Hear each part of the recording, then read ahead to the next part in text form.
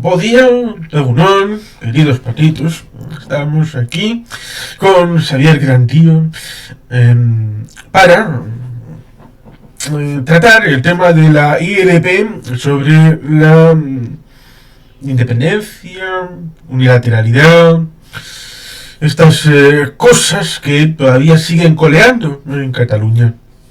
Pero como lo ha estudiado técnicamente, pues Xavier, coméntanos qué es lo que ha sucedido últimamente. Muy bien. Antes de nada, Arrachaldeón, Juan Carlos, muchas gracias por tenerme otra vez en tu canal. Y vamos a ver, lo que ha sucedido en teoría podría resultar extemporáneo, dado que el timing y el estado de inflamación de la sociedad catalana no es el de 2017, pero se entiende si se entienden las dinámicas internas de la política catalana. ¿De acuerdo? Y esto es muy importante. Vamos a ver, aquí tenemos una ILP, una iniciativa legislativa popular, que presenta Solidaritat Catalana per la Independencia. Algunos se acordarán de que fue aquel partido político que se presentó en 2010, que tenía como tres mosqueteros a Uriel Beltrán, a Alfons López Tena y, como no, a Joan Laporta, partido que perdió su representatividad, había sacado 4 diputados en 2012 y que en las últimas elecciones al Parlament de Catalunya se integró dentro de Junts per Catalunya, aunque no ha perdido su personalidad jurídica. ¿De acuerdo? Este es un tema importante. ¿Qué es lo que ha decidido hacer el Parlament de Catalunya? ¿De acuerdo? Básicamente lo que ha decidido es admitir a trámite la mesa, que es el órgano que tiene potestad para hacerlo, esta ILP. No, Katia, a veces la política puede gustarnos más o menos, pero no hay que enfadarse. Esto es Katia, mi perrita mayor. Bien, el caso es que la mesa del Parlament de Catalunya, con el voto a favor de Junts, de la CUP y la abstención de Esquerra Republicana de Catalunya, ha admitido a trámite la ILP. ¿Quiere decir que la ILP se va a votar? No, entre otras cosas, porque aún se tiene que iniciar el proceso de recogida de firmas, que tienen que ser en Cataluña 50.000. Pero, técnicamente, la idea de una declaración de independencia unilateral o de una proclamación unilateral de la independencia de Cataluña sería, como mínimo, factible, y esto se parecería mucho a las llamadas leyes de desconexión que se aprobaron en septiembre de 2017, porque nos encontramos además con un escenario parecido. Lo llevan a cabo algunos partidos políticos, los letrados del Parlamento les están diciendo que no procede, ¿de acuerdo? Y esto es parecido a cuando un interventor en un ayuntamiento te está diciendo o está poniendo reparos al pago de una factura. Es decir, técnicamente puedes pagar la factura, pero ojo, si luego te denuncian por prevaricación, es un precedente lo que haya dicho el interventor. Y en este caso nos encontramos con esta situación. Ciudadanos ya ha dicho que va a presentar una denuncia penal, Vox otro tanto, y bueno, Miguel Tellado, por supuesto, también ha hecho declaraciones al respecto. Entonces, un poco para ponernos en contexto, lo que sucedió ayer en el Parlament de Catalunya es esto. Supongo que a partir de ahí pues querrás preguntarme más cosas, ¿no? Bueno, sí, técnicamente mi aproximación sobre el tema procesista, que yo creo que es una burbuja en donde están muy cómodos los que están a favor y los que están en contra, porque los que están a favor no tienen que hacer nada más que prometer un futuro brillante. Los que están en contra no tienen que ofrecer una alternativa, simplemente están en contra y ya está. Yo suelo hablar de dos planos, uno teórico, en donde se habla de la Rauxa, pero con argumentos, es decir, las acometidas del Estado contra el autogobierno, no solamente en Cataluña, también en Galicia, también en Euskadi, también incluso en Andalucía y en otros territorios, por ejemplo, el despoblamiento de esa entidad supuestamente birregional, como es Castilla y León, León y Castilla, donde León, como región, ha quedado para fregar suelos en el peor de los sentidos, despoblada, desindustrializada, atacada y sin posibilidad de salir porque depende de dos centralismos, el de Valladolid y el de Madrid. Por tanto, estas acometidas en un sistema que no termina de creerse autónomo, es decir, autonómico, pues es un hecho real, tangible. Y otra, lo que han hecho o no hecho los catalanes desde 2010 con el tema de la sentencia del estatuto. Por tanto, a partir de ahí viene esta propuesta en donde Solidaridad Catalana propone esto, el Parlamento dispone el tema de la declaración unilateral de independencia. Esto ya se ha visto. Con lo cual yo por lo menos tengo un cierto escepticismo.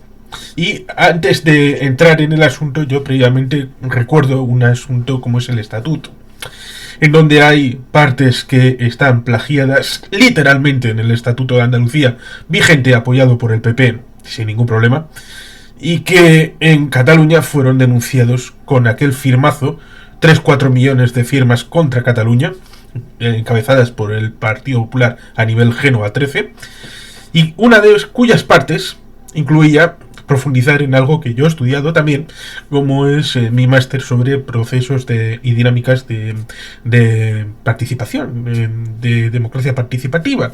Y por tanto, entiendo claramente que debe haber un desarrollo legislativo en alguna comunidad autónoma. Hay esta circunstancia. No solamente es la consulta, el referéndum, también el revocatorio, en algunos cargos de elección unipersonal, cualquier otra participación tipo DAFO para hacer prognosis o para ratificar luego alguna circunstancia como evaluación participativa, los flujogramas, saber quién es el que es el dueño auténtico del poder en determinadas instituciones. Son muchas las herramientas de participación que se pueden implementar y que ayudan a acercar la política al interesado, que es la persona. En el momento del proceso, una ley que estaba implementada en otras comunidades sobre participación y hacer consultas, porque parece que hacer consultas en España es una consulta en concreto y sobre la independencia. Y no solamente la independencia, sino la independencia de los separatistas malvados, fundamentalmente vascos, catalanes y alguna vez gallegos. Y por tanto, eso fue denunciado muchos años después de haber sido votada en el Parlamento esa ley, y mucho tiempo después la declararon que estaba fuera de la ley, lo cual es alucinante e increíble. Y en ese momento es donde tenemos la ILP, que como instrumento está bien para acercar las posibilidades de esa aplicación. Uno de los elementos que pueden implementarse es el de la abrogación. Es decir, yo ciudadano veo una ley, no me gusta, ¿qué hago? Pues puedo recoger una serie de firmas para convocar un referéndum de tumbar esa ley ciudadanamente. Eso puede ser un instrumento de participación que puede estar encima de la mesa. ¿Por qué no? Si confiamos en la ciudadanía, hay que hacer pedagogía de cuáles son las leyes y decirles, oye, esta ley es buena por esto y por esto. Y si se hace bien, entonces nunca habrá una mayoría que quiera tumbar una ley buena. Esto es democracia. Lo que no es democrático es tratar de establecer, y lo digo con todo el elemento importante, no es democrático establecer a través del pueblo algo que tú no tienes valor de hacer propiamente. Porque yo creo que llegar hasta el punto de la independencia, preguntarle al pueblo, tener planes, eso debe de ser aceptado, por muy poco que le guste al español medio. El problema es no declarar la independencia. El problema es ejecutar la independencia. Bien, aquí hay varios aspectos. El primero de ellos, yo por supuesto no voy a ser quien discuta el derecho de autodeterminación de los pueblos. Dicho esto, hay una forma, a mí me parece un tanto torticera de proceder, ya desde el punto de vista jurídico, ¿no? Y en segundo lugar, yo sinceramente considero que en este caso la ILP se saca como espantajo con otras finalidades, que no son la proclamación de la independencia a corto plazo, y me atrevería a decir que ni siquiera a medio. Aquí hay otras cosas que se están ventilando. Lo que tú hablabas de, creo que el concepto era la abrogación, ¿es así? Sí. Bien, tú es que me estás hablando de un modelo como el suizo, en el cual X número de ciudadanos consiguen firmas y automáticamente se convoca un referéndum sobre la cuestión. Por eso los suizos votan en referéndum muy a menudo, ¿no? Sí, Porque además hasta 4 veces al mes, al año. Es decir, cada 3-4 meses. Correcto, no, y además es un procedimiento relativamente ágil, quiero decir, porque lo que son el número de firmas que se necesitan tampoco es excesivo, ¿eh? Se puede conseguir con cierta facilidad. Yo estoy totalmente de acuerdo con este procedimiento. La cuestión es lo que tú decías. Ellos lo que hacen es pasar la patata caliente abajo, pero es que, a ver, esto ya empieza antes incluso de la sentencia del Constitucional del verano de 2010, que también hay que decir fue un antes y un después, sobre todo a la hora de hacer una interpretación restrictiva de determinados aspectos. Estoy pensando, por ejemplo, en la cooficialidad de los idiomas, ¿no? Que ahí sí que hizo un planteamiento restrictivo. Podríamos hablar también luego del poder judicial, si queremos, ¿no? Pero realmente el procés, que se dice que empieza en 2012, no, realmente no empieza en 2012. Aquí sucede una cuestión. Antes ya de la sentencia del Constitucional, se sabe más o menos en qué sentido va a ir esa sentencia.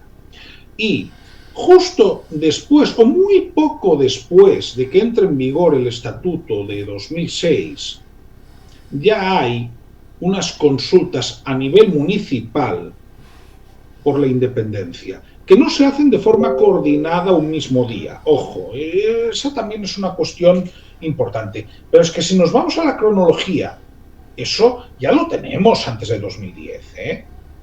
Lo tenemos en 2009, por ejemplo.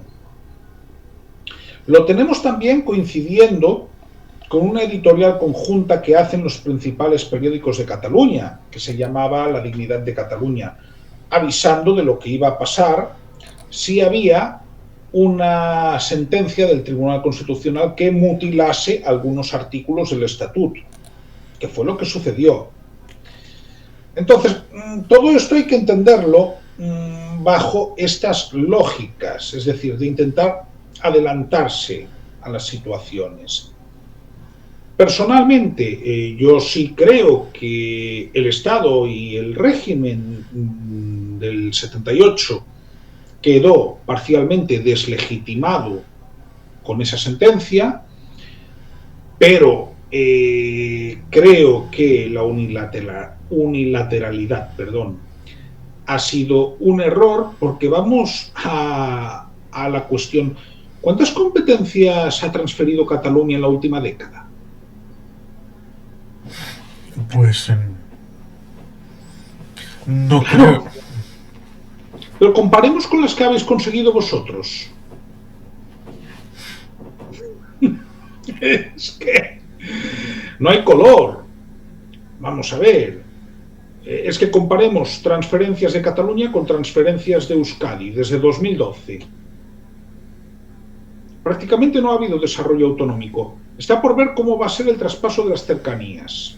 Está por ver, porque ya hubo uno en los estertores del partido, que al final no fue traspaso, incluso se está reconociendo ahora. Sí, con el Kim Nadal en el año 2009-2010, con Montilla y el gobierno final de Zapatero. Correcto, pero que al final realmente no entró en lo mollar. Entonces, yo creo que es importante que entendamos que esta forma de proceder, supuestamente desde la base, ¿no?, del catalanismo, ya viene de antes de la sentencia. Entonces ya nos estamos yendo a 15 años, ¿eh? No es algo que haya venido ayer. Hombre, de hecho, en las fechas inmediatamente anteriores al referéndum del 1 de octubre, vamos a ver, los que iban a despachar con el presidente de la Generalitat eran los representantes de Òmnium Cultural y de la ANC, que eran las entidades a las que se les reconocía un poder de interlocución muy grande y muy importante, por cierto.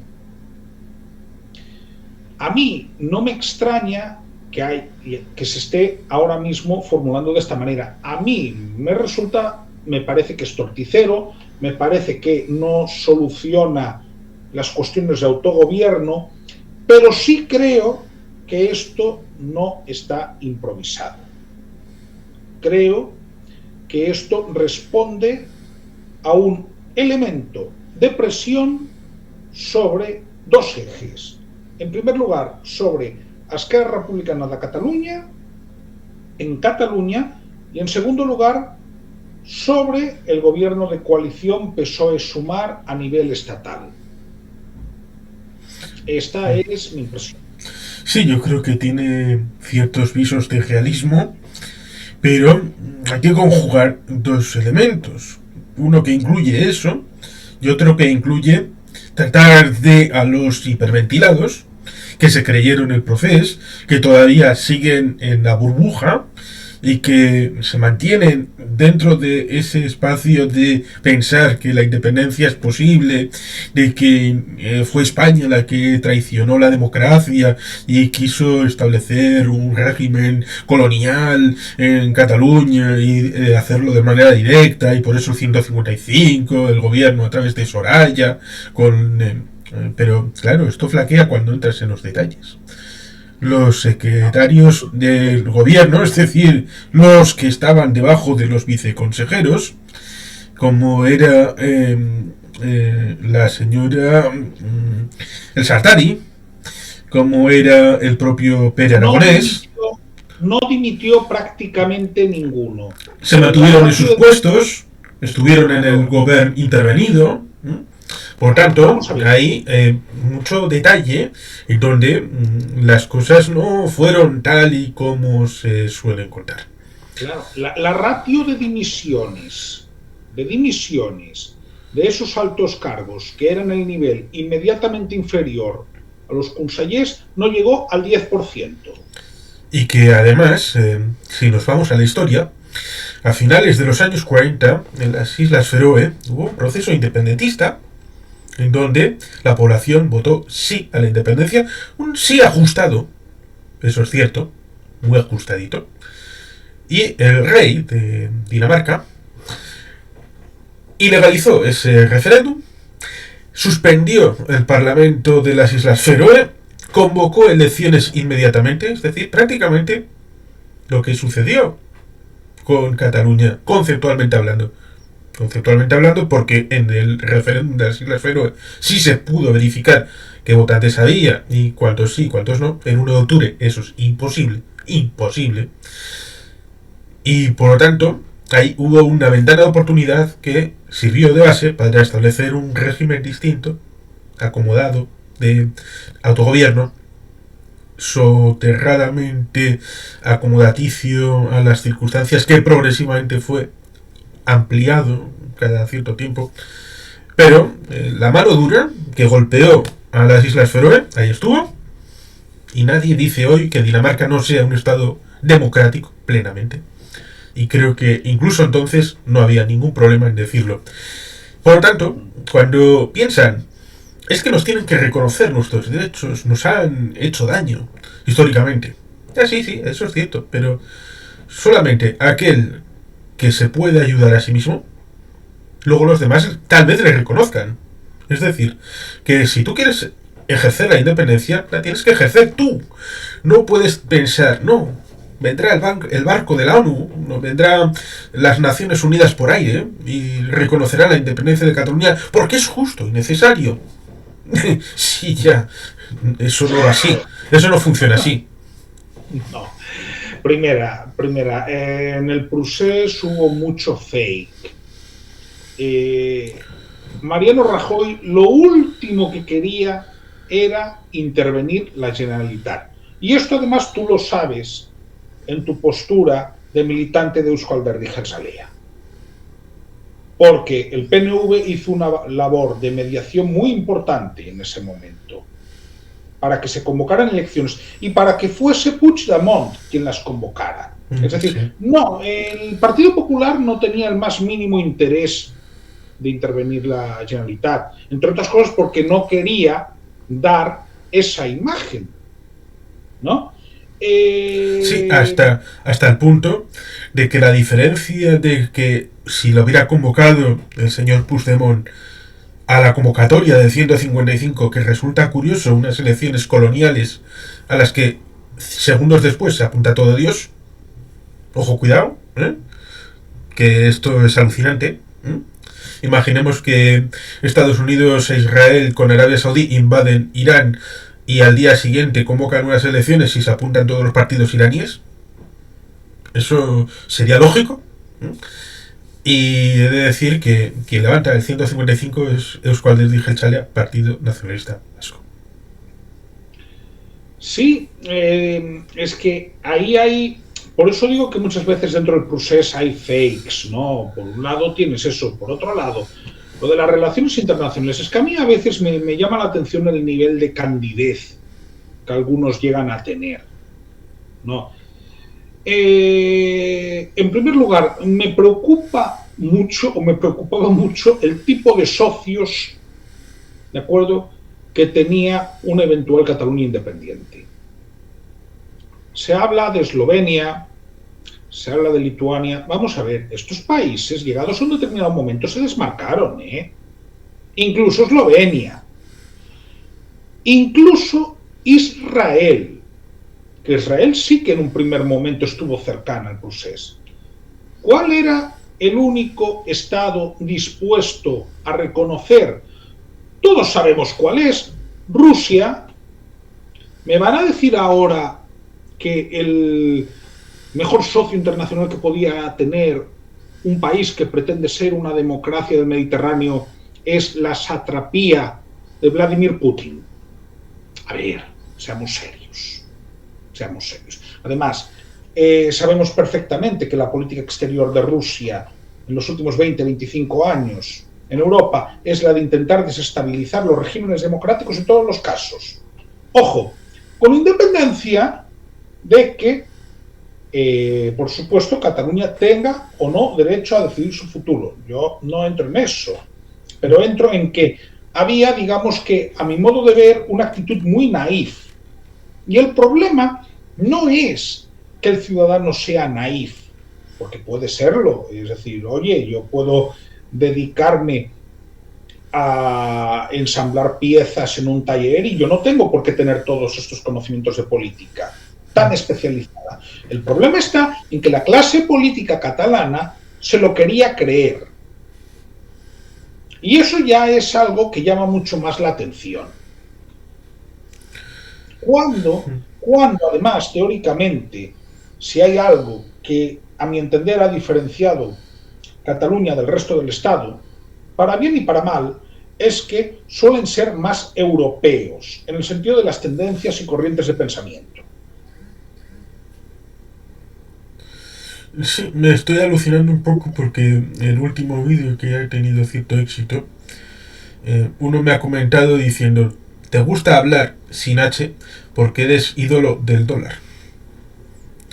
Así que el dólar me idolatra a mí y no al revés. La gente es que precisamente estos, bueno, este es de la brigada LATAM de putinejos, pues son muy fans de todas estas cosas. Sí, resulta alucinante que alguien quiera hacer una independencia en base a todo este conglomerado. Lo cual resulta interesante porque si hablamos de España, si hablamos de Europa, si hablamos de historia, entonces sus países tienen que volver al redil español. Siguiendo el esquema de Putin acerca de, Ucrania nunca ha existido, siempre ha sido parte de Rusia, de toda la vida. Bueno, entonces Ecuador nunca ha existido, ha sido parte de España. Colombia, Perú, Argentina. Claro. Bueno, incluso podrías llegar hasta Alaska si vamos a eso. Sí, ahí tenemos la misión del señor Cuadra, que en la isla debería llamarse Cuadra Vancouver, que es lo pactado a finales del siglo XVIII. Porque el señor Cuadra entra allí antes que el señor Vancouver. Con lo cual la historia a veces... Luego, cuando España ya no tiene poder, pues quitamos lo de Cuadra y ponemos Vancouver y ya está. Vancouver la ciudad, Vancouver la isla y todo para adelante. Pero fíjate una cosa, ¿hasta qué punto la candidez de las bases del independentismo? Si tú quieres tener una estrategia ordenada y una estrategia de tomarte en serio lo de conseguir la independencia, tú no te puedes plantear simplemente la agitprop, ¿no? Por un lado, se estaba negociando por Rusia. Por otro lado, se iban los de la ANC a la puerta del consulado de China en Barcelona a protestar por lo de Hong Kong. No estoy diciendo que no tuviesen razón, ¿eh? Sí, por supuesto que la tenían. Se iban a protestar, pero alguien insinuaba, oye, ¿y si ponemos en la costa mediterránea de Cataluña una base china? Mira, si hay algo que ha demostrado China en el último medio siglo, es que este tipo de astracanadas no las olvidan. Es decir, no las olvidan. Si hay algo de lo que es muy celoso un chino, digo desde el punto de vista del gobierno, es de su territorio, de sus fronteras y de las no injerencias. Me atrevería a decir que esto ya ni siquiera es únicamente una cuestión del actual régimen comunista, ¿eh? Me atrevería a decir que es algo tradicional y que tiene más explicación en el compendio de filosofía, sí, tanto taoísmo como confucianismo. Más confucianismo. Es correcto, porque incluso los vietnamitas tenían claro en los años 70, sobre todo en 78-79, después de lo que habían pasado, sabían perfectamente diferenciar. Los franceses llegaron, los japoneses llegaron, los estadounidenses llegaron, pero los tres sabíamos que se irían en algún momento. Los chinos estuvieron 1000 años ocupando territorio vietnamita. Si les dejamos volver, pensaban los vietnamitas, si les dejamos volver, será para siempre.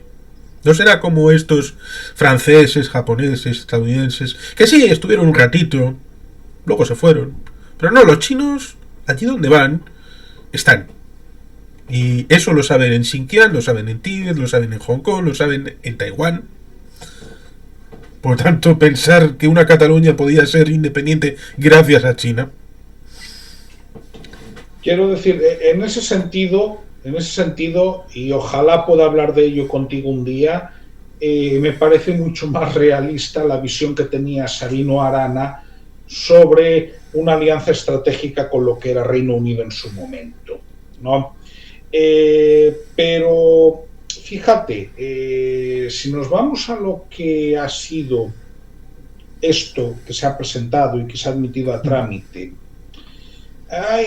yo quería hablar de las dos vertientes que tenemos, ¿no? Que es la vertiente específicamente catalana y la vertiente estatal, ¿no?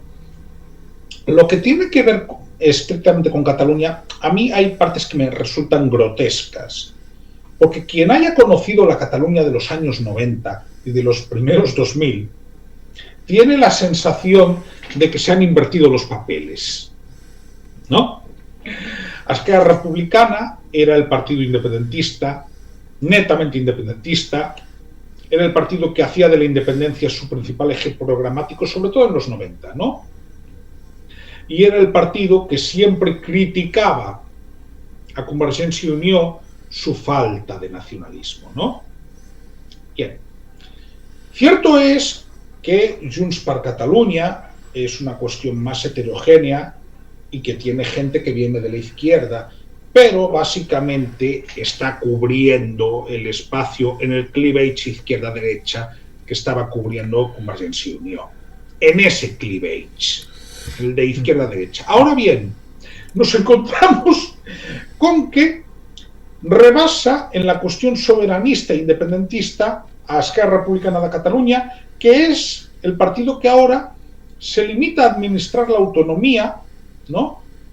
Y claro, nos encontramos, ya digo, con situaciones que, para quien ha conocido la Cataluña de los 90, resultan pasmosas. ¿Qué intenta hacer Junts per Catalunya? A ver, hay unas elecciones catalanas en meses, a más tardar en un año.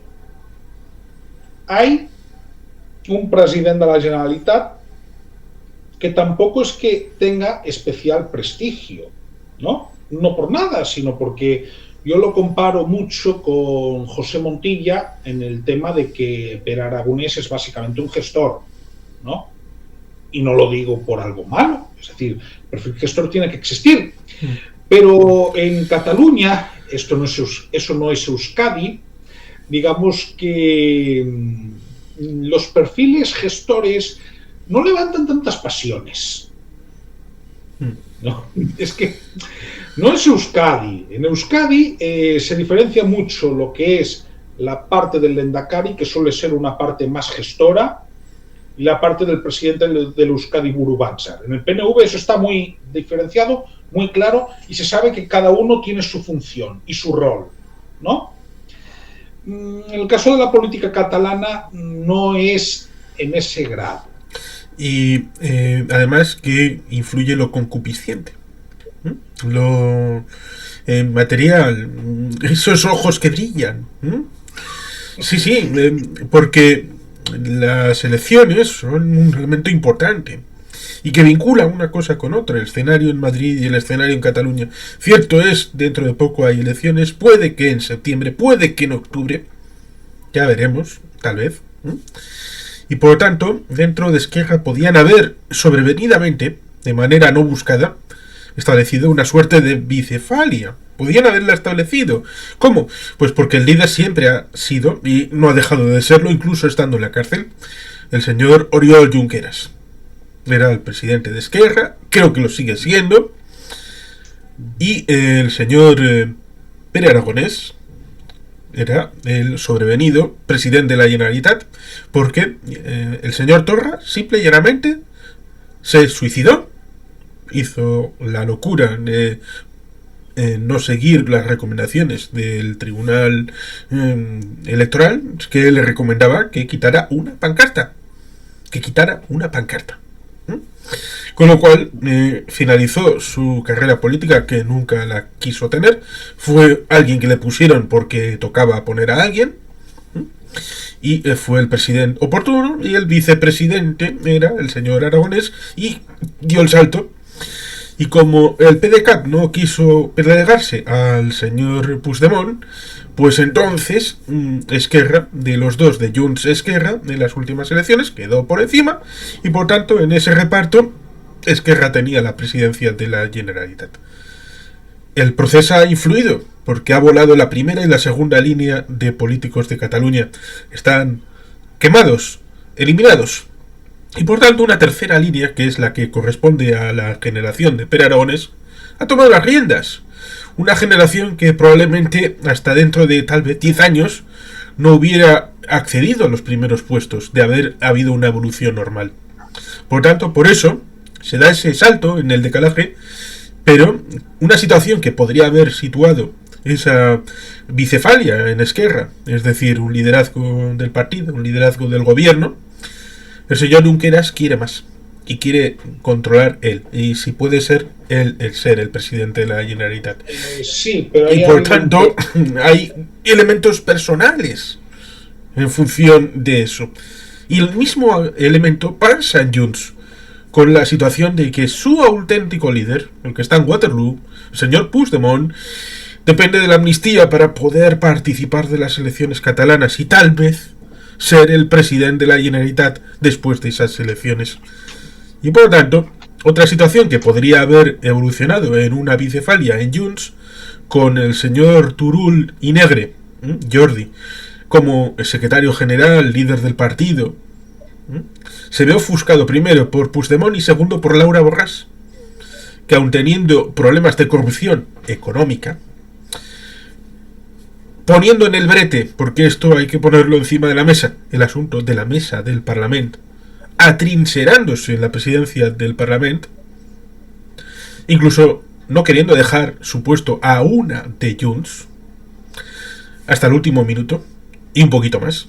Por tanto, ninguno de los dos partidos quiere hacer bicefalia, quiere el mando único en el partido y en Cataluña. Eso es dificultoso a la hora de tener esa situación y la competencia entre uno y otro. Sí, pero siendo esto cierto, sí hay una diferencia importante en el timing de ambos partidos. Primera, Esquerra Republicana de Cataluña ya ha confirmado a través de su Consell Nacional que Pere Aragonès va a ser el candidato. Digamos que ese debate de momento está cerrado, ¿no? Por la continuidad, claro. Correcto. Pero es que este no es el caso de Junts. Primero por una cosa, porque los sectores de Jordi Turull y de Laura Borràs no se pueden ni ver. Es que tenemos que empezar por ahí. Hombre, ha habido hasta la expulsión del grupo parlamentario de Junts de una diputada hace unos días, bueno, hace ahora un mes. ¿De acuerdo? Y lo que tú tienes que ver detrás es una pugna de poder entre dos sectores, ¿no? Junts presiona con esto porque Junts quiere que Puigdemont sea el candidato a la presidencia de la Generalitat, porque cree, y yo considero que de una forma acertada o como mínimo con elementos que pueden ser suficientes, que ese candidato, Carles Puigdemont, quedaría por encima de Pere Aragonès. ¿Qué sucede? Para que Carles Puigdemont sea el candidato, tiene que estar amnistiado. Forma de, en primer lugar, sacarle los colores a Esquerra Republicana, lo que han hecho. Presentar esto, la CUP evidentemente lo va a apoyar, y Esquerra se ha tenido que abstener. Por otra parte, esto va a seguir su curso, pero es que es también una forma de meter presión al PSOE para que lo de la amnistía se haga de forma total y absoluta para todos y sin limitaciones. Es que realmente puede parecer que esto no tiene sentido, pero sí lo tiene si lo ves dentro de la lógica de Junts, porque recordemos, Solidaritat Catalana per la Independència forma parte de ese entramado. Como un grupo minoritario, sí, ahora mismo probablemente poco más que una tertulia, pero se está utilizando porque tenemos el clivage izquierda-derecha, bien, Junts claramente está ocupando el espacio del centro-derecha, eso sí, era lo que ocupaba CiU. Lo hemos visto además en los últimos meses con temas como la inmigración, donde Junts ha endurecido algo el discurso, ¿no? Pero luego, en el cleavage nacional, que antes quien estaba por encima era Esquerra, quien está jugando ahora mismo estar por encima es Junts, porque de esta manera puede captar algún voto que podría en algún momento votar a Esquerra Republicana, pero que prioriza la cuestión nacional y que se puede ir a Junts por ello. Digamos que esta operación no tiene a mi modo de ver, nada de improvisado y busca, por un lado, mejorar imagen en Cataluña, porque las elecciones van a tener que ser en algún momento, y segunda, meterle prisa a Sánchez. Y Junts ya ha demostrado, y me remito a las últimas negociaciones que hemos podido ver con convalidación de decretos, ¿no?, que tiene capacidad de apretar. ¿Me parece mejor o peor el sistema? Bueno, esto es política al final. Sí, el tablero de Madrid es el que es.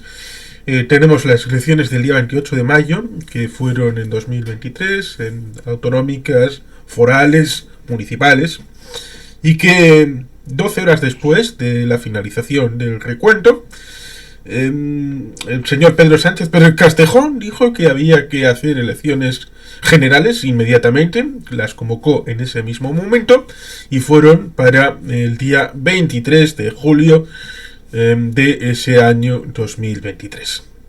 Con la diferencia respecto a lo que había sucedido a finales de 2019, de que todos los votos que no eran PP y aliados, es decir, PP y sucedáneos, como era el PP, Vox y UPN, eran necesarios para la mayoría de gobierno. Eso incluía no solamente al PNV ni a Bildu, sino también a Junts y a Esquerra. No como antes, que era posible quitar a uno de estos, a uno, para las votaciones de ordinario. En las votaciones de ordinario, en general, es necesario el concurso de todas las partes en el Congreso de los Diputados. Y eso da cierto valor al hecho de que Junts pidiera y Esquerra ratificara el elemento amnistía. ¿La amnistía qué es? Dicho de manera sencilla, borrón y cuenta nueva. Aquello que se judicializó por politización de la justicia, quitarlo de en medio porque evidentemente hay un elemento que debería de sostenerse, y se dijo en el juicio, y es que no hicieron nada. Y esto es duro de escuchar y de decir, porque hacer algo implicaba reconocer que su labor tenía que ser transmitida a hechos. Quien no hace nada está incumpliendo el mandato de su propia ciudadanía. Pero eso significa que cuando no haces nada, eres alguien que no tiene culpa, porque no has ejercido la independencia en ningún momento.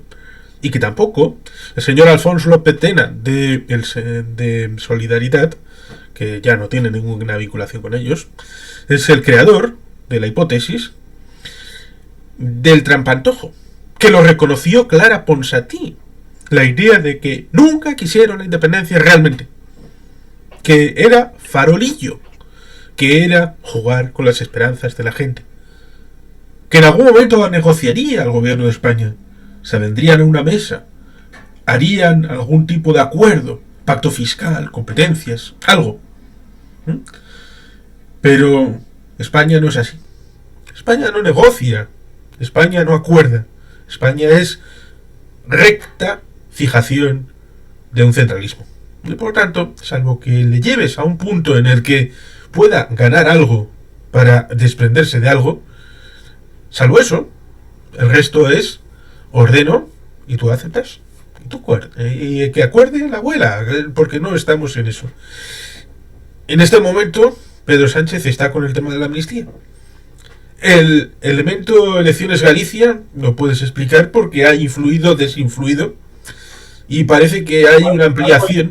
Sí, hay una ampliación para la Comisión de Justicia para comienzos de marzo para volver a votarlo. Pero hay un problema, y es que quieren incluir a todas las personas, porque tal y como está ahora, hay cuatro personas que no están incluidas hipotéticamente, dependiendo de lo que el señor juez Castellón, que ha recibido un tirón de orejas por parte de Suiza, que eso es otro vector interesante, hablando de tsunami, hablando de terrorismo, cosa que hace 4 años no incluyó. Esas 4 personas podrían estar incluidas o no. Si valoramos cientos de personas en favor de 4 personas, estaríamos diciendo una barbaridad. Que les importa mucho menos a todas esas personas, concejales, alcaldes, cargos medios, que no importarían nada, porque tendrían que sacrificarse por esas 4 personas, y de esas 4 personas, una es Puigdemont. Sí, lo que sucede es que muchas veces lo cualitativo puede estar por encima de lo cuantitativo. Bien, aquí hay que partir de algo y es, esto nunca se tendría que haber judicializado. Esto nunca tendría que haber acabado como acabó. Y el Estatut de 2006 nunca se tendría que haber recortado. Hay unos hechos objetivos y es que había un malestar grande en la sociedad catalana, malestar que aumentó a partir de 2010 y que se convirtió en un clamor como mínimo de un referéndum, porque ojo, había muchos no independentistas que sí estaban a favor de votar en un referéndum, que esto muchas veces se olvida, para la resolución del conflicto político que había entre Cataluña y España, ¿no? Empecemos por ahí. Ahora bien, es que yo creo que Alfons López Tena fue clarividente, porque además lleva años diciendo eso, no lo dice desde hace 3 o 4 años, ¿no? Que realmente lo que era la clase política catalana no se lo creía. De la misma manera que yo estoy convencido de que Artur Mas en el fondo no se lo creía. Estoy convencido de que Puigdemont al final se vio empujado a hacerlo. De hecho, vamos a ver, hay una imagen que dice mucho. Cuando ya tiene acordado con el Lehendakari el adelanto electoral, porque sabes que eso se llega a acordar, y que hay una comparecencia de prensa en el Palau de la Generalitat donde él no aparece, porque cuando ya lo ha decidido le están literalmente reventando las redes sociales. Y tiene de hecho rebelión en sus diputados. Y además siempre me acordaré, porque ese día en Al Rojo Vivo, en La Sexta, estaban con la imagen fija de la cámara donde él tenía que hablar. E iban pasando los minutos y él no aparecía, cuando eso ya estaba acordado. Es el juego de las percepciones. Porque ya pasó en septiembre de 2012, cuando vuelve Artur Mas de Madrid y la Plaza Sant Jaume estaba llena. ¿Pero cuántos son? ¿5.000 personas? 5.000 personas en la Plaza Sant Jaume, tal vez. Eso no es... No, porque no es muy grande, ¿eh? Eso no es Cataluña. El sentir de la Plaza Sant Jaume no es Cataluña. Y por eso bajó 12 escaños cuando pensaba que iba a llevar la mayoría absoluta después que le pegaran el portazo con lo del pacto fiscal. Y las redes sociales, el día 26-27 de octubre de 2017, tampoco eran Cataluña. Y algunos pensaron que sí era Cataluña, por mucho que el señor Rufián dijera las 155 monedas de plata, que Puigdemont esto, lo otro. Mira, Gabriel Rufián para mí es un caso aparte. Para mí es un caso aparte. No, es un caso aparte porque representa para mí una cierta bajada del nivel de la clase política catalana, ¿no?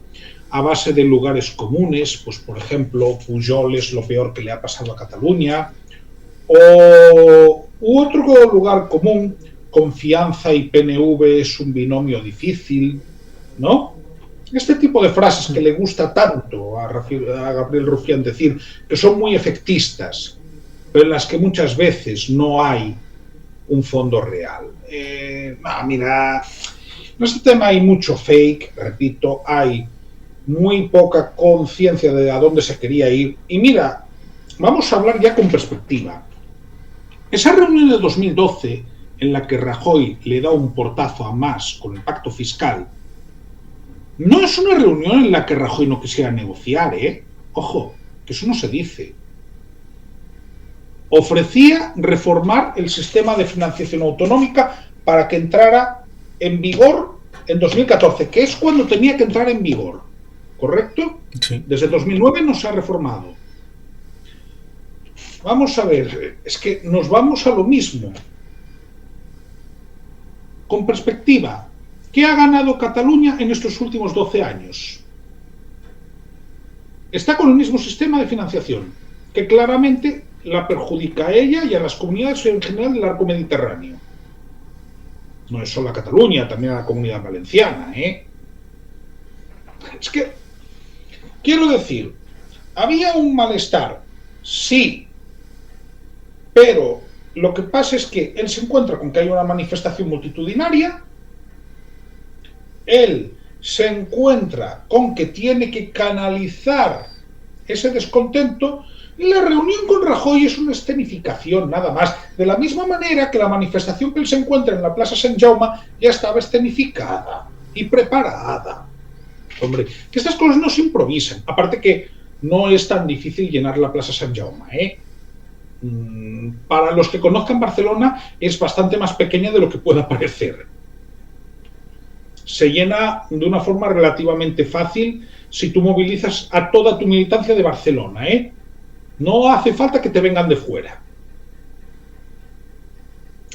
Entonces, a ver, yo digo estas cosas porque al final nos encontramos con que la amnistía se va a tener que aprobar. Yo creo que se aprobará incluyendo a Puigdemont, de eso estoy convencido.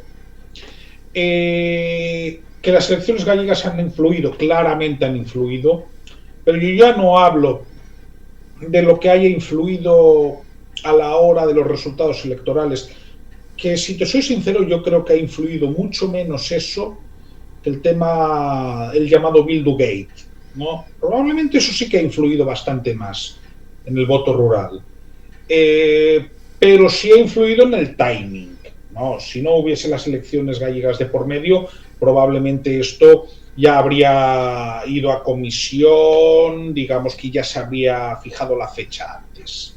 La han retrasado esperando que pasaran las elecciones. Pero el timing que está muy claramente establecido para Junts. Ellos quieren que esto esté aprobado para que Puigdemont vaya como candidato. Y todo lo que no vaya en esa línea no les va a valer. Y si no se entiende eso, ellos están dispuestos a hacer caer a centenares de personas con tal de que Puigdemont vuelva. Yo creo que están dispuestos. Hacer caer, quiero decir, de que la amnistía caiga. Sí, yo creo que están dispuestos. Porque ellos están jugando su supervivencia como espacio político. Entonces, ellos ahora mismo lo ven de la siguiente manera. O conseguimos esto, o nos damos un castañazo en las próximas elecciones autonómicas. Con una Esquerra Republicana que está con el planteamiento de igual gestionar con un perfil bajo la Generalitat durante 2 o 3 legislaturas, en un contexto en el cual Esquerra Republicana probablemente sí va a estar dispuesta a hacer un pacto con el PSC, presidiendo ellos la Generalitat, por supuesto, pero estarían en esa línea tranquilamente, y ellos se dan cuenta. Entonces, manera de quedar por encima de la Esquerra Republicana y tener más pedigrí nacionalista, pues jugar en posiciones maximalistas, aunque estas posiciones maximalistas supongan que igual por tensar demasiado la cuerda, esta se rompa. Sí, porque eso es un elemento importante. Si estamos hablando de que Esquerra ha abrazado un modelo de gestión, un modelo también con sus ciertos agujeros, como el llamado cuarto cinturón de Barcelona, que tiene sus contraprestaciones con el discurso previo de la propia Esquerra Republicana de Cataluña, que se tiene que tragar muchos sapos, como la ampliación del Prat, por ejemplo. O el tema del puerto, que en vez de tratar de ser propositivos, Esquerra, y por ende también Junts, han tratado de frenar el puerto de Valencia. Es decir, yo no puedo, porque no soy capaz, no tengo ideas para el puerto de Barcelona. ¿Qué hago? Trato de frenar la competencia, lo cual es alucinante e increíble. Bueno, hay otra cosa que tengo que decir, porque si no la digo reviento, que es cómo a Esquerra Republicana, digamos que no hizo nada con respecto al tema de la supresión de los pactos sucesorios, que es una figura que el derecho civil foral reconoce en algunos territorios y que el Partido Socialista en la pasada legislatura laminó. Como también podría hablar de la mal llamada armonización fiscal, de la cual el señor Rufián es un gran entusiasta, aunque esta armonización fiscal para mí es una loapa fiscal, porque supone quitar capacidad de autonomía. No, pero estas cosas se tienen que decir. Sí, lo mismo que sucede con la señora ministra de Sanidad actual, Mónica García, que quiere hacer desde el gobierno de España la contra el gobierno de Madrid, en una concepción que, por ejemplo, en los Estados Unidos, para determinados derechos sociales, algunos piensan que desde el gobierno federal pueden imponer a los gobiernos estatales una política en determinadas coordenadas porque creen o saben que los gobiernos de los estados en determinado color político no van a ejercer la política en determinados elementos en unas coordenadas determinadas. Y esto pasa también con la fiscalización de la financiación y de los impuestos en el ámbito del Estado español. Porque para mantener atada en corto a Madrid, para que no pueda ejercer un cierto dumping fiscal, no porque no pueda bajar los impuestos, que puede hacerlo, sino porque se vale del hecho de ser capital de España para acompañar esa bajada de impuestos con el atractivo extra de atraer ciertas empresas, por ello tengan que pagar otras comunidades por simple hecho de hacer una competencia fiscal que debe ser posible, porque los instrumentos de fiscalidad deben ser libres para que cada territorio haga lo que considere oportuno. Eso sí, con las consecuencias. Si usted me baja los impuestos en Madrid, entonces usted no tiene dinero y no va a venir nadie para reponer eso. Eso es lo que debería de funcionar. Pero saben perfectamente en Madrid que pueden bajar los impuestos todo lo que haga falta, porque el Estado va a ir a reponer esas faltas de dinero. Lo saben perfectamente, claro. Cosa que no os va a suceder ni con Cataluña, ni con Baleares, ni con Valencia. Claro, de todas maneras, ahí entramos también en la constatación de que el sistema de financiación autonómica actual no funciona, porque el FLA, el Fondo de Liquidez Autonómica, al final es una forma de rescatar, pero de rescatar porque realmente la estructura del régimen de financiación común no funciona, no sirve. Es decir, es un sistema federal en el gasto, pero no es federal en el ingreso. Entonces, estamos en lo mismo. No, mira, la cuestión madrileña evidentemente no la puede sostener ningún otro territorio del Estado. Porque no tenemos el efecto sede. Hombre, yo te puedo hablar sin ir más lejos de Alcoa, que la tengo a no más de 20 kilómetros de mi casa. Ese es el principal centro de producción del Estado español con mucha diferencia, y la sede fiscal la tiene en Madrid. ¿Entiendes? Y como esto, podemos hablar de multitud de casos. Sí, y que además, por mucho que se diga que algunas empresas, tipo Inditex, que formalmente tenga la sede en A Coruña, tipo Banco Santander, que formalmente la sede la tenga en teoría en Santander, aunque Boadilla del Monte tiene un espacio impresionante. ¿De qué sirve? ¿De qué sirve? Porque los impuestos los recauda la agencia tributaria española. Y por tanto luego hay un sistema rarísimo de dinero que va, viene, y al final se financian las situaciones de educación, sanidad, servicios sociales, infraestructuras de alguna de las comunidades a través del presupuesto de cada comunidad.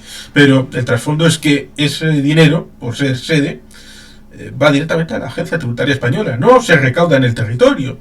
No hay una hacienda gallega, una hacienda nacional gallega que recaude directamente el dinero de... Espera, hay un matiz. Sí existe una agencia tributaria de Galicia. Ergo, se podría responsabilizar de la gestión de todos los tributos. Ahora mismo únicamente se está responsabilizando de la recaudación de los tributos propios y cedidos, que son muy pocos realmente. A ver, es decir, que existe el potencial. Sí, es decir, a ver, por ejemplo... Un potencial que explotó la Cataluña del Procés con la creación de esa agencia tributaria catalana, al estilo de la búsqueda de una recepción futura de un llamado pacto fiscal como transición hacia la independencia. Pero en Cataluña en buena medida sirvió para emplear a ciertas personas y luego mantenerlas incorporadas al hecho autonómico. Es decir, era más realmente para incorporar gente a la estructura que porque realmente creyeran que iba a ser posible ese potencial que comentas para Galicia, que esa agencia pudiera recaudar todos los impuestos, porque eso entraría dentro de un clima de dinámica de lucha política en donde algunas comunidades dirían que sí, otras que no, y como en el famoso chiste acerca de los 3 deseos de los negritos, pues el tercero siempre jode la marrana y dice que se acabó la fiesta. Bien, lo que sucede es que cuando se crea la Agencia Tributaria de Galicia, ATRIGA, se hace con un perfil bastante más bajo, pero realmente esto al final es cuestión de voluntad política. Crear esa infraestructura es relativamente fácil. El tema es que aquí no se le dio tanto bombo y platillo, pero pongamos que cedieran el IRPF, que cedieran el impuesto de sociedades. Esto perfectamente, y de hecho vosotros en las provincias vascas y en Nafarroa tenéis el ejemplo, lo puede hacer una hacienda foral, ¿eh? Perfectamente. Quiere decir, se puede hacer. La cuestión es decir, y esto es realmente lo que a mí más me molesta de cómo se han gestionado las cosas. Aquí estamos para mejorar la vida de la gente, para ayudar a la gente, para que la gente tenga más futuro, o estamos para hacer fuegos de artificio. Porque mejorar el sistema de financiación autonómica llega a la realidad de cada uno. Llega a la realidad de cada uno, porque si las comunidades autónomas tienen más recursos, recaudan más, pueden invertir mejor, no tienen que endeudarse, ergo, el ciudadano carga con menos deuda y, por supuesto, luego el ciudadano también puede responsabilizar más a sus administraciones. Esto lo hemos hablado alguna vez. Es que los vascos no pagáis pocos impuestos por tener hacienda propia. Pues claro que no, porque el pacto es tener una presión fiscal equivalente a la que existe en el conjunto del Estado.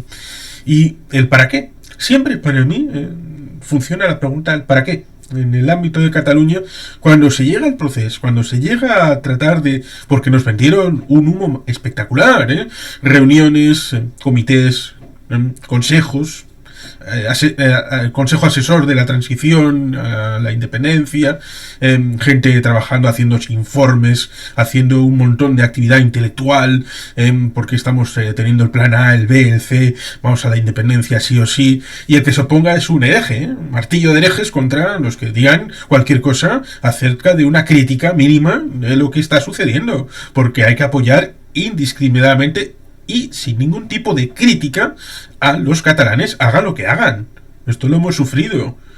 Y en el País Vasco, antes de 2017, había algunos comisarios políticos que te decían, como martillos de herejes, tú eres mal independentista, mal nacionalista, porque estás poniendo los palos en la rueda en la independencia de Cataluña. Vale, fantástico. Esto de hecho me lo comentaba en aquella época algún dirigente del PNV. Y evidentemente, cuando se establece que la cosa no va a ir más allá, que no hay creencia de que ni vayan a negociar el Estado, ni ellos saben que no van a hacer la independencia, porque no van a hacer los pasos en aquella reunión en Montevideo del año 35, en donde se fijan los cánones de lo que es un Estado. En ese caso era para la Organización de Estados Americanos para el ámbito del hemisferio occidental, pero fijación de la población, control del territorio, de las fronteras, las infraestructuras críticas, todos estos elementos que fijan lo que es un Estado. Ni siquiera ninguno de esos puntos fue abordado. Y yo, cuando escribo, y lo hice profusamente en septiembre-octubre de 2017, todavía yo me creía que realmente querían la independencia.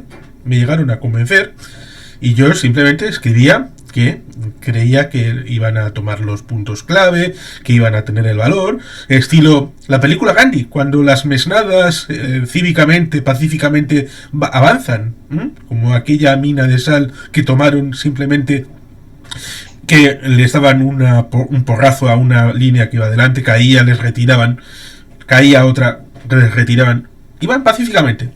La violencia la ponía el otro. Yo creía que algo similar era lo que iban a intentar.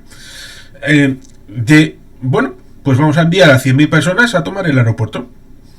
A ver, de esas 2 millones de personas, pues pensaba que alguno estaría voluntario, o ir a tomar la frontera con Francia, o ir a el puerto a tratar de controlar el puerto. Pero evidentemente para eso hay que tener convencimiento, valor, tener dirección, tener visión y tener ese salto desde lo conocido a lo desconocido, que es la independencia. Ese salto que es un riesgo enorme para muchas personas, pero si tienes claro a dónde quieres ir, entonces evidentemente puedes alcanzar la independencia, puedes intentar alcanzar la independencia, pero nunca la quisieron, porque nunca quisieron arriesgar nada, nunca quisieron hacer ningún esfuerzo.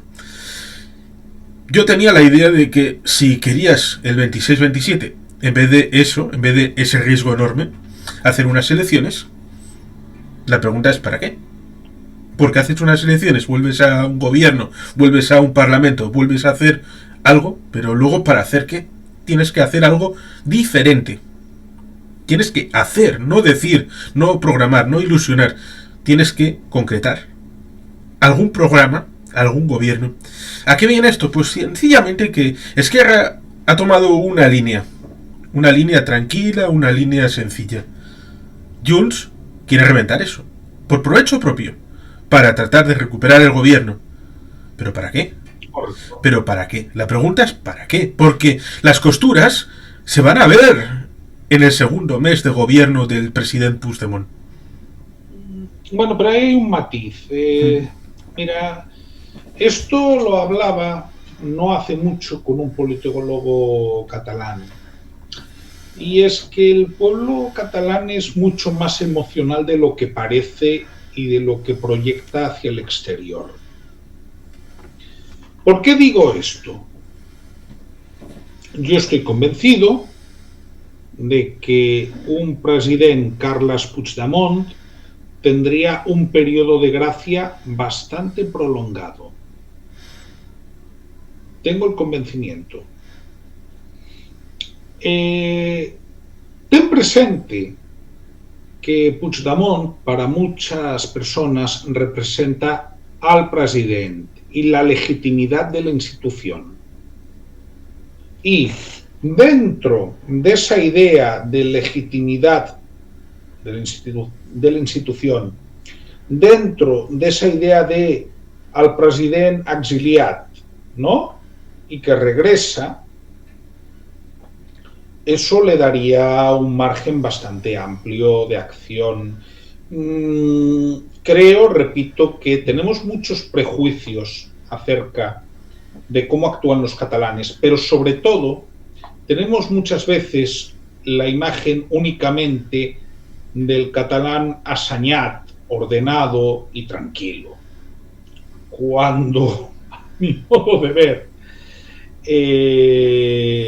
el pueblo catalán es mucho más complejo y mucho más emocional de lo que se proyecta fuera. Si no entendemos esto, no entendemos muchas cosas, porque hay una cuestión. 2004-2005 se presenta el plan Ibarretxe, desestimado. Bien, pero el PNV no se queda parado, ¿eh? Ve No, que esa claro. es una vía muerta y busca otras opciones. Bueno, 4 años por encima, 3 años y medio, mejor dicho, de interregno de Pachi López, ¿no? Pero digamos que no deja de buscar fórmulas para mejorar el autogobierno, no deja de pactar, no deja de negociar para actualizar el concierto. Eso no lo deja de hacer en ningún momento, ¿eh? Cuando tiene poder. Repito, desde 2012, ¿cuántas competencias se han transferido a Cataluña y cuántas a Euskadi? Porque eso es autogobierno.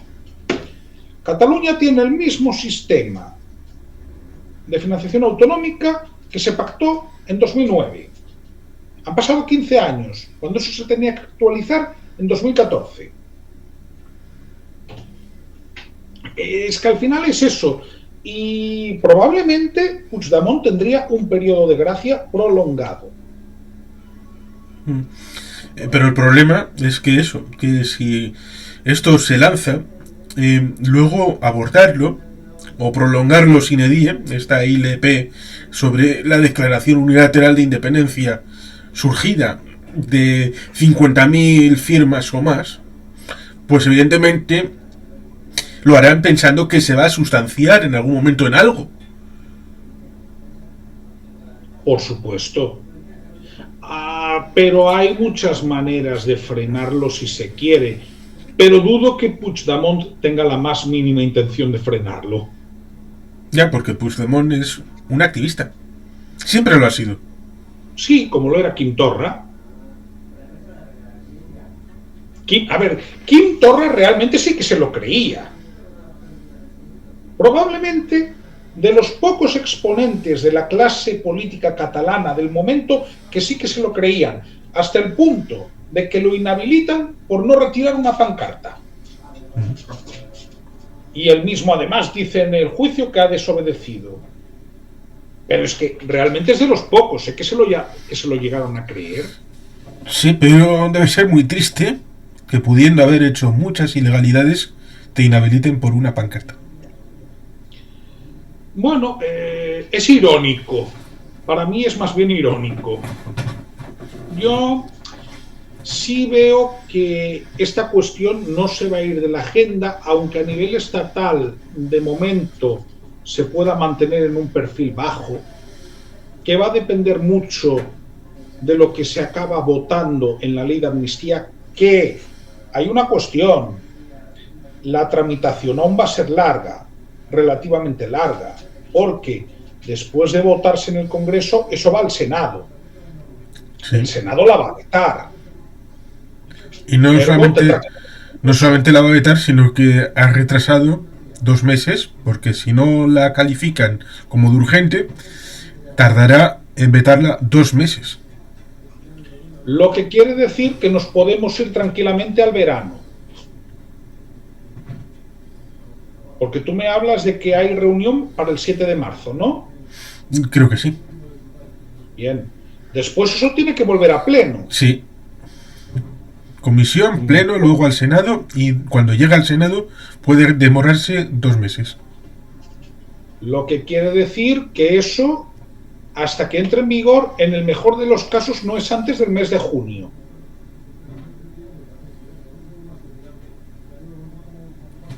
Si vamos sumando plazos, no es antes de junio, ¿eh? Sí, porque vamos a ver, tienes la Semana Santa en medio. Después la comisión tiene que volver al pleno. El pleno la tendría que aprobar. Luego va al Senado, que es lo que tú dices. Se puede retrasar 2 meses. Antes de junio no se aprueba. Sí, porque después del veto del Senado tiene que volver al Congreso para reconfirmarlo. Efectivamente. Tienes unas elecciones europeas de por medio. Sí, el 9 de junio. Así Y que eso, puede que con suerte esté aprobado en julio. y además el PSOE también a la hora de gestionar esta cuestión va a atender a las elecciones europeas. Porque si bien la derrota sin paliativos que han cosechado en Galicia tiene que ver sobre todo, en mi humilde opinión, con fenómenos de transferencia de voto hacia el BNG, hacia democracia urensana en Ourense, y en zonas rurales ha habido también cierto trasvase al Partido Popular, ojo, a nadie se le escapa que eso ha estado en la agenda y va a estar en la agenda para las elecciones europeas. Lo cual retrasa los plazos, porque esto en comisión se podría haber debatido ya, otra vez. Sí. Pero no quisieron hacerlo durante la campaña electoral. Por eso te digo, esto en el mejor de los casos no se aprueba antes del verano. Y hay que ver cuándo entra en vigor. Supongo que Junts volverá a presentar a Puigdemont como eurodiputado mientras esto no se acabe de aclarar. Pero, repito, aquí hay un órdago que lanza Junts para presionar y para mejorar su imagen en Cataluña. Y entendámoslo así, no busquemos, digamos, una idea de decir a quién beneficio más o a cuántas personas beneficio más. No. Junts se está jugando su supervivencia política. Ellos saben eso y están jugando fuerte porque consideran que es la única forma de mantener cohesionado un espacio que, por otra parte, tiene sus divergencias internas, ¿eh? Sí, que ciertamente esa sería otra de las elecciones europeas, de quiénes son los candidatos, de con quién comparece Junts. Esos son elementos porque también en las elecciones catalanas que se vislumbren antes de un año, tiene que ser antes de un año, cuando se hagan, los demás ya tienen candidato. Alejandro Fernández repetirá por el Partido Popular, el señor Illa será el candidato del PSC, el presidente Pere Aragonés será el candidato de Esquerra Republicana de Cataluña, Ignacio Garrida será el candidato de Vox. Por tanto, todo el mundo, menos Junts, tiene un candidato desde hace ya unas cuantas semanas, para unas elecciones que de momento no están ni previstas, ni expectando, ni en capilla, ni en ningún tipo de elemento, salvo que alguien dé la sorpresa y diga elecciones ahora, porque igual nos interesa que no esté Puigdemont. Que podría ser Esquerra jugando a intereses particulares, porque no solamente Junts, no es posible aceptar que todo el escenario deba moverse en función de los intereses de Junts y asumir que todas las fichas van a salirles bien, porque los demás también juegan, y Esquerra igual quiere cortocircuitar esa estrategia. Si a Aragonés le da la gana, puede convocar elecciones hoy mismo. Y le echa por tierra toda la estrategia a Junts. Porque, repito, para que se apruebe la ley de amnistía, en el punto en el que estamos, como mínimo, tienen que pasar 3 meses. ¿Ves cuáles son los plazos de la convocatoria del decreto? Vamos, que no se aprobaría. Vamos que por poder, haciendo hipótesis, porque también Esquerra tiene que jugar al balance. Estuvo con el Lehendakari Urkullu en Bruselas, en una reunión con el derecho a decidir la autodeterminación encima de la mesa. No ha recibido todavía nunca en el Palacio de la Generalitat al Lehendakari Urkullu como tal, y tuvo que jugar a recibir a Otxandiano, porque eso equilibraba su relación emocional con Euskal Herria Bildu. Y por poder, pues podrían convocar, lo mismo que se han convocado elecciones gallegas y vascas en el mismo día varias veces, podría acordar el Endacari Urkullu con el presidente Pere Aragonés elecciones el mismo día, por ejemplo. Tranquilo. O hacer elecciones europeas y catalanas el mismo día.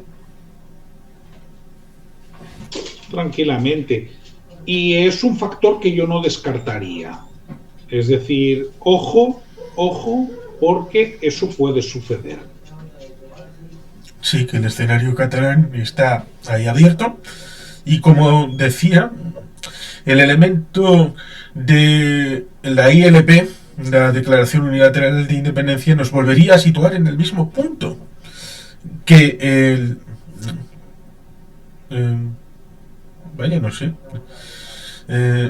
Es decir, que una declaración de independencia luego hay que ejecutarla. Y declaración porque sí, sin hechos que la respalden, entonces eso es algo etéreo y sin ningún tipo de compromiso. Y por lo tanto, jugar a estos maximalismos de volver a poner encima de la mesa que si esto pues puede ser una mecha que funcione al elemento cercano táctico, pero jugar a eso de manera estratégica puede ser una carta que te pongas a jugarla y luego te veas obligado a darle un cierto cierre, generando frustración una vez más. Y por tanto eso puede ser problemático. Ahí es donde pueden tener el gran problema, que Junts ha convertido eso ya en una estrategia de por sí desde su fundación. Desde que se constituye como coalición en 2017, funcionan por la vía de forzar la unilateralidad. Pero ¿qué sucede? Esto llega un momento, primera, la sociedad catalana no va a estar permanentemente igual de inflamada siempre. Segunda, eso te puede servir para ganar unas elecciones, pero luego hay que gestionar. Y tercera, repito, hacia dónde se va en el sentido de conseguir resultados tangibles. Ya hemos visto cuáles son las limitaciones del Estado español, que por cierto, no vamos a ser ingenuos, nos las conocemos desde hace décadas, y ellos también. Sí, o deberían. Sí. Y que se me ocurre un escenario plausible. Que intenten la aparición de Puigdemont como candidato después del tema de la amnistía, que jueguen con la ILP presentada incluso en contra del criterio de los letrados, cosa que igual puedes explicar brevemente. Pero después, como candidato, perder las elecciones. Porque el momento, la inflamación, la gente, ya no está en el momento de 2017. Ya no está entonces. Y puede haber gente que le quite el apoyo y Pere Aragonés quede por encima. Y eso signifique la escisión del bloque de Junts en un escenario de irreductibles liderado por Laura Borràs y un grupo posibilista liderado por Turull y Negre. Vamos a ver, ahí hay dos cosas. Primero, me hablabas del informe de los letrados del Parlamento, ¿no? Sí. Bien. Básicamente es parecido a lo que pasó en las leyes de desconexión. O, por ejemplo, cuando se inicia el trámite de un proyecto de ley que parte del gobierno, no parte del Parlamento o de las comunidades autónomas o del pueblo directamente, ¿no? En un proyecto de ley hay que pedir un informe preceptivo al Consejo de Estado, que no es vinculante, pero lo tienes que pedir. Bien. En este caso, estamos hablando de una iniciativa legislativa popular. Para que se admita a trámite, primero hay un informe preceptivo de los letrados, ¿no? Que, aunque no es vinculante, sí que se tiene que emitir. Bien, ese informe ya ha sido desfavorable. ¿Por qué? Porque este ILP no entraría dentro de los supuestos que la ley contempla. Y uno de ellos no es proclamar la independencia de un territorio. Jurídicamente, esto tiene muy poca base, y es más, las posibilidades de que investiguen, la figura ahora mismo sería investigada, ¿no?, a la presidencia del Parlamento por prevaricación, son muy grandes. Son muy grandes. Esto por un lado, pero para que le quede claro a la gente, ¿no? En segundo lugar, la posibilidad de que Puigdemont volviera con eso y perdiera. Mira, yo más bien veo la posibilidad de que no gobernase, que no es exactamente lo mismo que perder unas elecciones. Un Puigdemont de candidato sería probablemente la primera fuerza del ámbito nacionalista. Pero aquí estamos pensando que, por defecto, Esquerra Republicana de Catalunya pues va a estar interesada en hacer un pacto con Junts. Escuchad, que Junts lleva fuera del gobierno 2 años, ¿eh?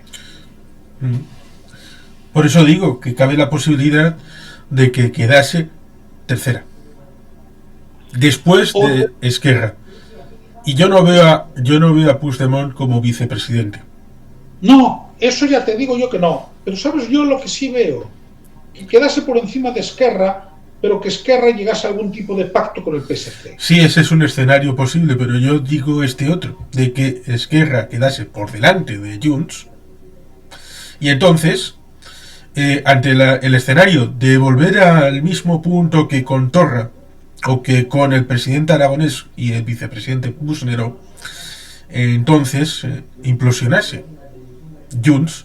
Sí, es muy posible. Con dos vías, la de Jordi Turull y la de Laura Borras.